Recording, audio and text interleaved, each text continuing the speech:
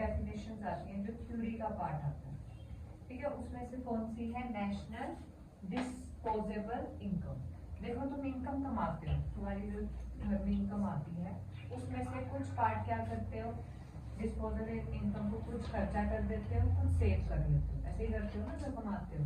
तो उसी को बोला जो तुम्हारे हाथ में इनकम आई तुमने उसको डिस्पोजेबल कैसे किया, ठीक है।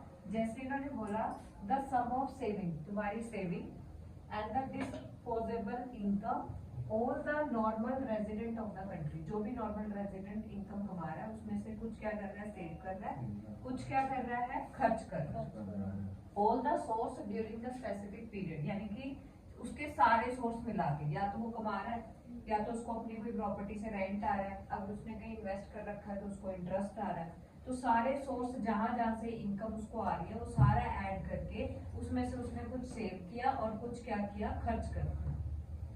उसी को ही हम बोलते हैं income of the normal resident of the country. फिर आता है विद देम द एक्सपेंडिचर, कुछ क्या करता है वो खर्चा कर देता है, कुछ क्या करता है उसको सेव कर देता है। It can be calculated by adding the net indirect taxes, उसमें नेट इनडायरेक्ट टैक्सेस भी पे करते हैं, तो इन टैक्सेस में इनडायरेक्ट टैक्सेस को भी क्या कर देता है, ऐड कर देता है। करंट ट्रांसफर पेमेंट को भी ऐड कर देता है जो उसको रेस्ट ऑफ द वर्ड से आ रही है। नेशनल इनकम और the net national income product at a factor cost, it is the maximum income जो भी नॉर्मल रेजिडेंट की है कंट्री से। तो इसको कैसे कैलकुलेट किया, फॉर्मूला क्या बना, उसकी नेशनल इनकम चाहे उसने सेव की चाहे उसने उसको खर्च की, उसमें नेट इनडायरेक्ट टैक्सेस को क्या कर रहा है, ऐड करके चल रहा है।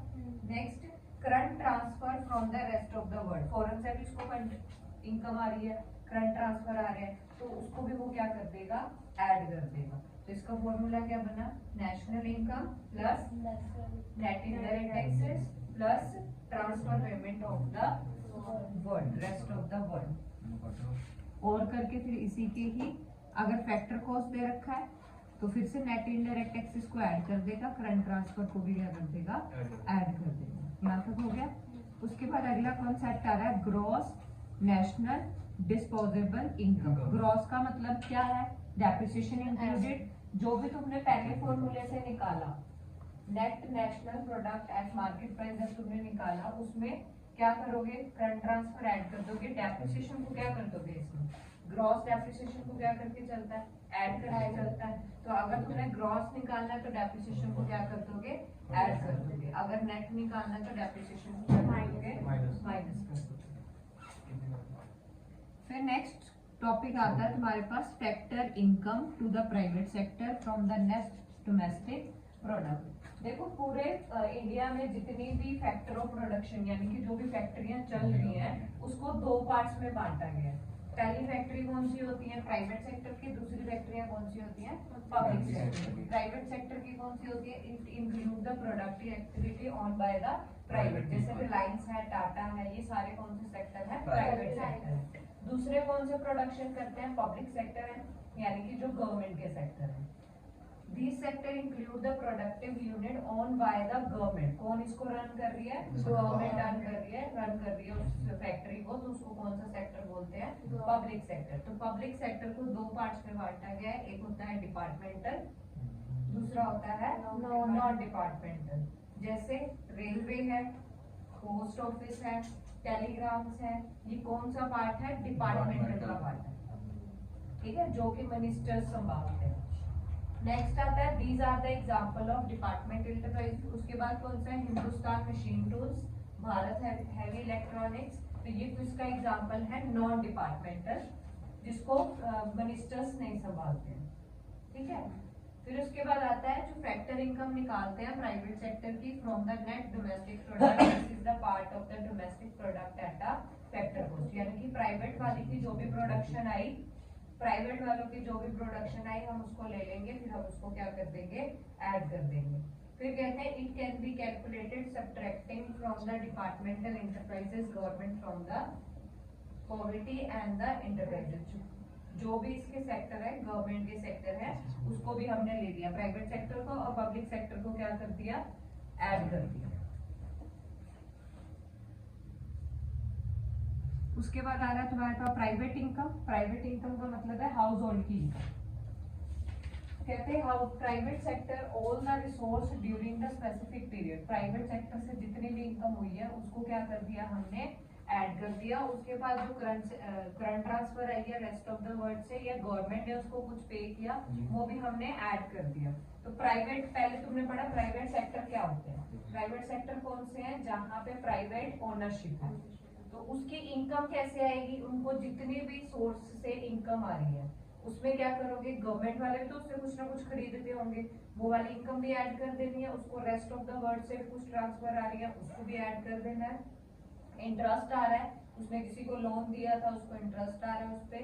और अपने एम्प्लॉयज को जब वो पे करता है, अपने एम्प्लॉयज को क्या पे करेगा, सैलरी या वेजेस, उसको माइनस कर देना। तो तुम्हारे पास क्या बचेगी, प्राइवेट सेक्टर की इनकम बच जाएगी। फिर उसके बाद आता है पर्सनल इनकम। प्राइवेट सेक्टर कौन से हैं, जो प्राइवेट ओनरशिप है।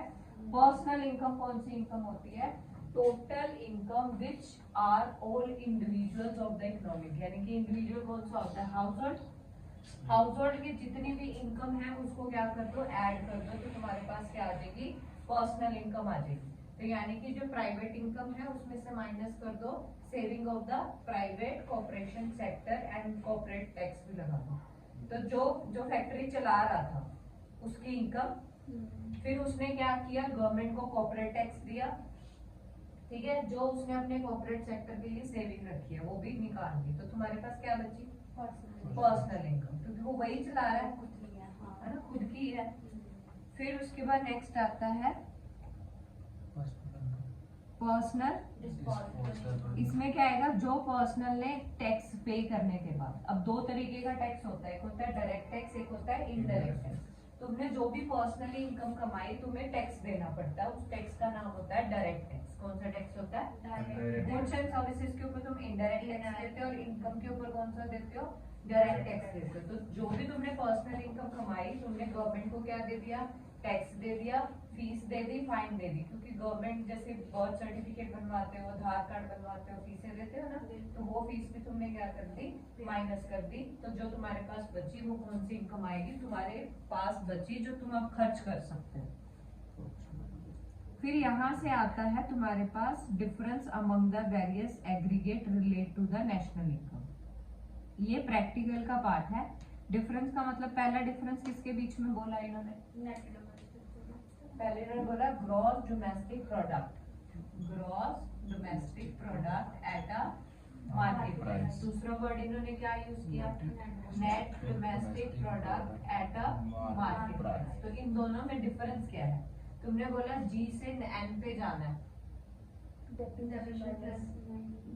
डेप्रिसिएशन क्या हो जाएगी, माइनस। डी से डी कैंसर, पी से पी कैंसर, मार्केट प्राइस से मार्केट प्राइस कैंसर। तो यहाँ पे इन्होंने क्या बोला था, अगर हमने नेट से ग्रॉस पे जाना है तो डेप्रिसिएशन क्या हो जाएगी, प्लस हो जाएगी। तो यहाँ पे यही बोला है, जीडीपी पे जाना है तो डेप्रिसिएशन ऐड कर दो, एनडीपी पे जाना है तो डेप्रिसिएशन माइनस कर दो। तो इन दोनों में डिफरेंस एक ही था, किसका, ग्रॉस और नेट का था, है ना। बाकी दोनों ही किस पे थे, मार्केट प्राइस पे थे, दोनों ही डोमेस्टिक लेवल पे चल रहे हैं, है ना, दोनों में ये डिफरेंस था। अगला डिफरेंस क्या बनता है, ये तुम्हें प्रैक्टिकल में ही कवर होता है, क्वेश्चन आएंगे तुम्हें। अगला डिफरेंस क्या है, GDP, GDP at a market price. दूसरा डिफरेंस क्या बोला इन्होंने, GNP at a market price. अब जी से जी कैंसर, कुछ नहीं करना, डी से एन पे जाना है, तो डोमेस्टिक से नेशनल में जाना है। इन दोनों के बीच में कौन आता है, net factor income from abroad. अगर डोमेस्टिक से नेशनल पे जाना है तो ऐड, नेट से इधर जाना है तो माइनस। पी से पी कैंसर, एमपी से एन। तो पहले इसको ऐसे भी एक्सप्लेन कर सकते हो। तो इसी से फॉर्मूला बना, ये देखो पहले माइनस किया फिर ऐड कर दिया। फिर इसमें क्या मेन डिफरेंस दोनों के बीच में क्या था, net factor income from abroad. It वो डोमेस्टिक वाला इंक्लूड करके नहीं चलता और नेट वाला इंक्लूड करके चलता है, और है दोनों मार्केट प्राइस पे। ये डिफरेंस बना, ठीक है। नेक्स्ट डिफरेंस किसका बोला इन्होंने, difference between the gross national product GNP at a market price, फिर क्या बोला NP at a market price. अब G से N पे जाना है तो माइनस कर देंगे डेप्रिसिएशन, अगर इधर जाना है तो प्लस कर देंगे। प्लस कर देंगे। अगला क्या है N से N कैंसिल, P से P कैंसिल, मार्केट प्राइस से मार्केट प्राइस कैंसिल। तो देखो इनमें डेप्रिसिएशन ही आई, दोनों में यही डिफरेंस था कि ये NP जो है डेप्रिसिएशन को इंक्लूड करके नहीं चलता और ग्रॉस डेप्रिसिएशन को इंक्लूड करके चलता है, दोनों ही मार्केट प्राइस पे है। ठीक है, अगला डिफरेंस क्या है, difference between NDP at a market price और क्या है NNP market price, NNP at a market price. Market price. तो N से N कैंसिल, D से N पे जाने के लिए प्लस कर देंगे। क्या नेट फैक्टर NFI को ठीक है, और इधर जाना है तो प्लस कर देंगे, P से P कैंसिल, माइनस कर देंगे। बस एक ही डिफरेंस था, इधर माइनस हो जाएगा। माइनस हो जाएगा। ठीक है, यहीं से फॉर्मूला लिख देने। डिफरेंस तो आराम से कर सकते हो, हाँ जी। ठीक है, ये डिफरेंस सारे हो जाएंगे, ऐसे ही निकालने हैं। उसके बाद जो तुम्हारी बुक में टॉपिक आता है, ये सारे डिफरेंस चल रहे हैं, ये सारे समरी दे रखी है फॉर्मूलों की, ठीक है, ये वही दोबारा से रिपीट हो रहा है। उसके बाद तुम्हारे पास आता है nominal GDP and the real GDP. Nominal GDP में इन दोनों में मेन डिफरेंस किस चीज का बनता है, नॉमिनल जीडीपी क्या होती है, जो करंट प्राइसेस पे होती है, क्या होती है, करंट प्राइस पे होती है, और रियल जीडीपी कौन सी होती है, जो प्रीवियस बेस ईयर के प्राइस पे होती है। ठीक है, तो बस इसमें ये लिखना, nominal GDP is the value of GDP estimated at the current price. जो भी मार्केट में करंट प्राइस चल रहा होता है, मार्केट प्राइस, उस जीडीपी को क्या बोलते हैं, नॉमिनल जीडीपी।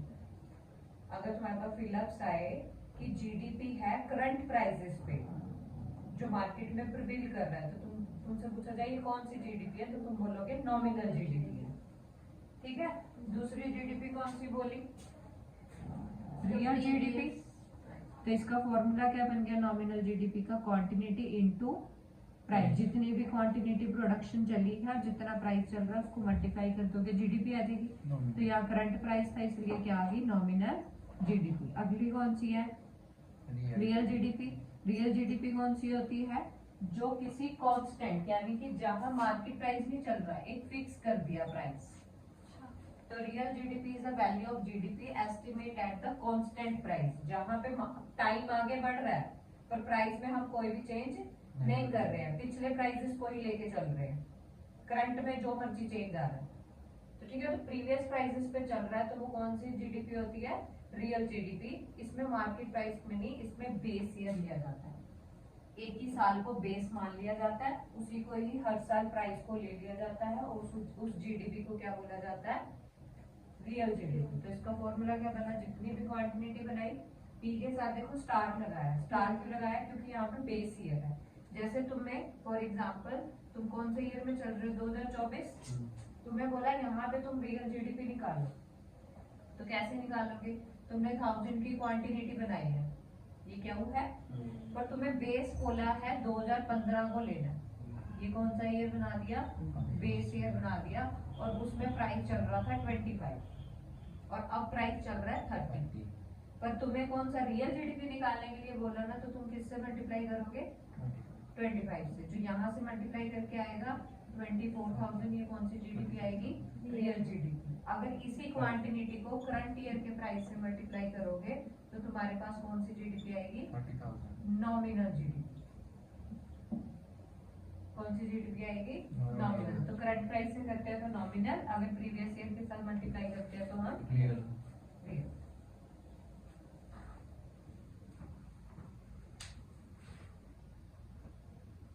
इसमें देखो ये टेबल दे रखा है नॉमिनल जीडीपी का और रियल जीडीपी का।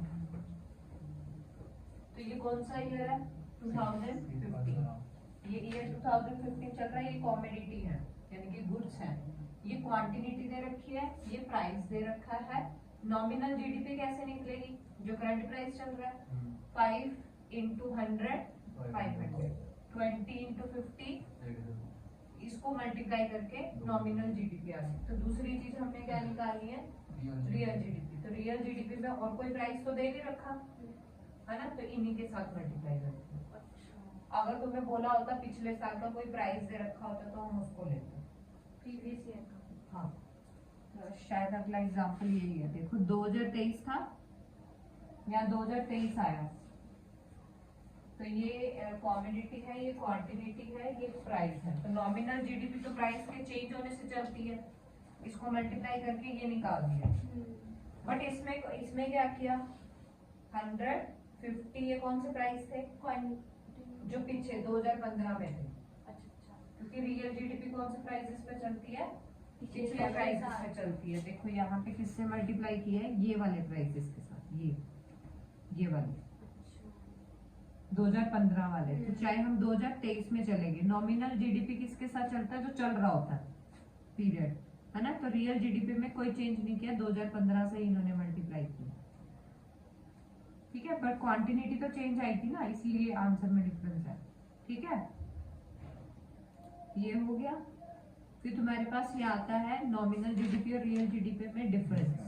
It is the value of all goods and services domestic territory है, पर कौन सा प्राइस लेते हैं यहाँ पे, जो मार्केट में प्राइस प्रिवेल कर रहा होता है, और इसमें कौन सा लेते हैं, base year. This is known as the GDP at a current price, this is also known as the GDP at the constant price. तो तुमसे पूछा जाए GDP at a constant price कौन सी होती है, तुम बोलोगे रियल जीडीपी, ठीक है। तो इससे जो it is a not reliability to measure the GDP in the growth. तो कहते हैं अगर नॉमिनल जीडीपी को यूज करते हो तुम ग्रोथ पे जा रहे हो या नहीं उसका पता नहीं चलता, बट अगर रियल जीडीपी के कॉन्सेप्ट पे चलते हो तो तुम्हें ग्रोथ का पता चलता है, जो तुम्हारी ग्रोथ है वो बेटर एंड मोर रिलायबल रहती है, ठीक है। अगर तुम्हारे पास क्वेश्चन आए नॉमिनल जीडीपी को किस में कन्वर्ट करना है, रियल जीडीपी, तो फॉर्मूला क्या लोगे, nominal GDP divided by price indexing of current year, जो प्राइस करंट ईयर में चल रहा है, इनटू 100। तो तुम्हारे पास क्या आ जाएगी, तो देखो क्या था फॉर्मूला, कहाँ से बना, नॉमिनल जीडीपी कहाँ से आई थी, क्वांटिटी इनटू प्राइस।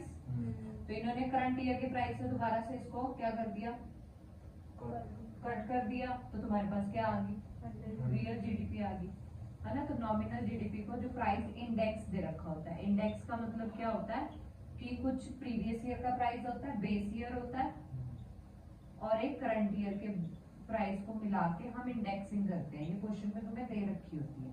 तो यहाँ करंट ईयर नहीं है, प्राइस इंडेक्सिंग बोला, प्राइस इंडेक्स को डिवाइड कर देते हैं तो हमारे पास रियल जीडीपी में कन्वर्ट बचेगा। न्यूमेरिकल करोगे तो ज्यादा इजी से समझ आएगा। देखो जैसे इसमें क्वेश्चन दे रखा है, फॉर द नॉमिनल जीडीपी 2023 की कितनी दे रखी है, 16,000 crore, while the price indexing कितनी है, what will be the real GDP. तुम्हारे पास नॉमिनल थी, तुमने किससे निकालनी है, रियल जीडीपी निकालनी है। तो तुमने क्या था, नॉमिनल जीडीपी कितनी थी, 16,000, प्राइस इंडेक्सिंग कितनी थी, 120 इंटू 100 करके ये कन्वर्ट होगी, तो रियल जीडीपी आ गई, ठीक है। अगला क्या आता है, जीडीपी डिफ्लेटर। तो जीडीपी डिफ्लेटर का मतलब क्या होता है, नॉमिनल जीडीपी और रियल जीडीपी का डिफरेंस।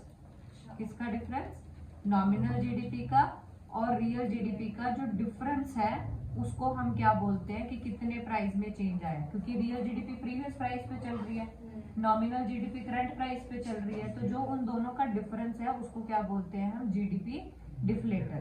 तो कितने परसेंटेज से चेंज आया उसका फॉर्मूला क्या बन जाएगा, nominal GDP divided by real GDP into 100। तो कितने से प्राइसेस में चेंज आया तो हमारे पास जीडीपी डिफ्लेटर आ जाएगा, ठीक है। उसके बाद देखो जीडीपी डिफ्लेटर निकाला हुआ है, क्वेश्चन में दे रखा था नॉमिनल जीडीपी कितनी थी, 31,500 और रियल जीडीपी कितनी थी, 16,000। डिवाइड करके निकाल लिया, परसेंटेज में निकालना तो इनटू 100। ये 1 मार्क्स के या 2 मार्क्स के क्वेश्चन आते हैं हमारे पास, ये भी हो गया।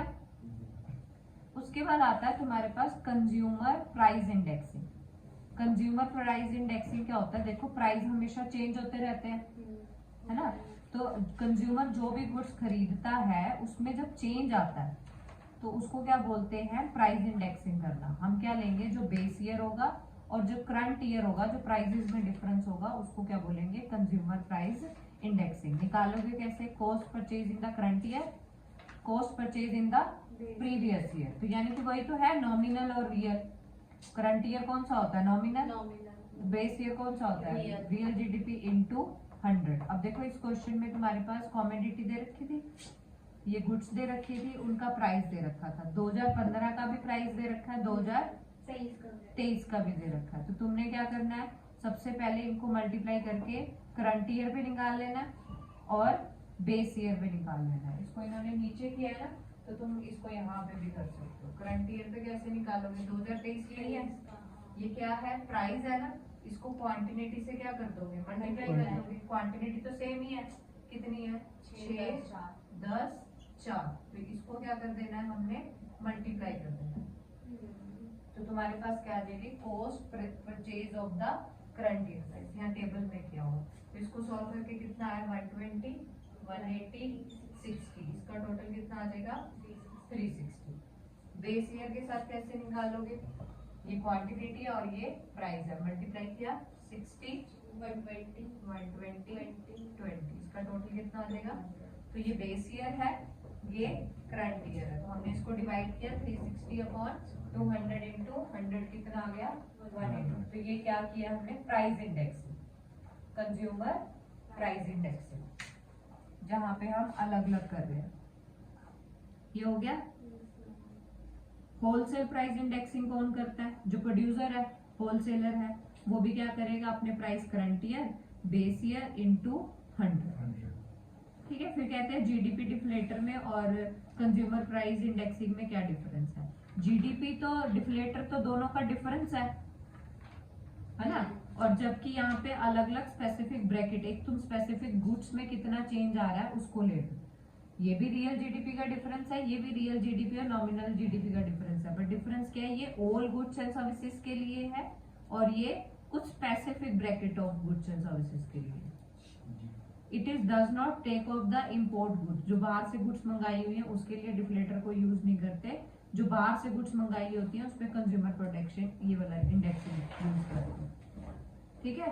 तो ये डिफरेंस हो गया जीडीपी एंड द वेलफेयर। अब तुम्हारे पास क्वेश्चन आए, जिस देश की जीडीपी बढ़ रही हो, क्या उस देश की वेलफेयर भी बढ़ रही है, सोशल वेलफेयर नहीं। जीडीपी तो इनकम होती है उस देश की, तो जरूरी हो ना कि इनकम बढ़ने से वहां की सोशल वेलफेयर भी क्या हो रही है, बढ़ रही है। तो जीडीपी क्या है, एक इम्पोर्टेंट नॉलेज देती है लेवल ऑफ आउटपुट की, हमारे देश में कितनी आउटपुट बन रही है, कितनी गुड्स एंड सर्विसेज बन रही है, हम कितनी ग्रोथ कर रहे हैं। तो जीडीपी उसकी वेलफेयर का इंडेक्सिंग नहीं है, वेलफेयर का इंडेक्सिंग नहीं है। फिर उसके बाद आता है जीडीपी क्या डिस्ट्रीब्यूशन करती है, हमें फाइनल गुड्स एंड सर्विसेज की वैल्यू देती है। ठीक है। हमें बार्टर सिस्टम से हमें मनी आई, ठीक है, उसमें बेनिफिट देती है। एक्सटर्निटीज, ये क्वेश्चन आता है तुम्हारे पास 2 नंबर में। एक्सटर्निटी का मतलब क्या होता है कि जैसे कोई बंदा है, ठीक है, उसको सफाई रखने की आदत है, तो वो जहां भी जाएगा सफाई रखेगा। और एक बंदा ऐसा है कि जो हर जगह गंद पाता है, तो सड़क पे जा रहा है, ऐसे गंद फेंक दिया, तो उसने नेगेटिव एक्सटर्निटी दी। जिसको आदत है सही बन के रहने की, वो बाहर भी डस्टबिन में फेंकेगा, तो उसने पॉजिटिव एक्सटर्निटी दी। तो जीडीपी इस चीज को काउंट नहीं करती है, एक्सटर्निटी को काउंट नहीं करती है, वो तो सिर्फ इनकम को काउंट करती है। जैसे अब किसी को स्मोकिंग की आदत नहीं होती है, तो उसने पॉजिटिव इन्वायरमेंट क्रिएट किया, और जिसको स्मोकिंग किया है उसने नेगेटिव वाइब्स की, तो ये उससे रिलेटेड है। तो एक्सटर्निटी जीडीपी के ऊपर कोई भी फर्क नहीं डालती। एक्सटर्निटी दोनों हो सकती है, नेगेटिव भी हो सकती है और पॉजिटिव भी हो सकती है। यहाँ से तुम्हारे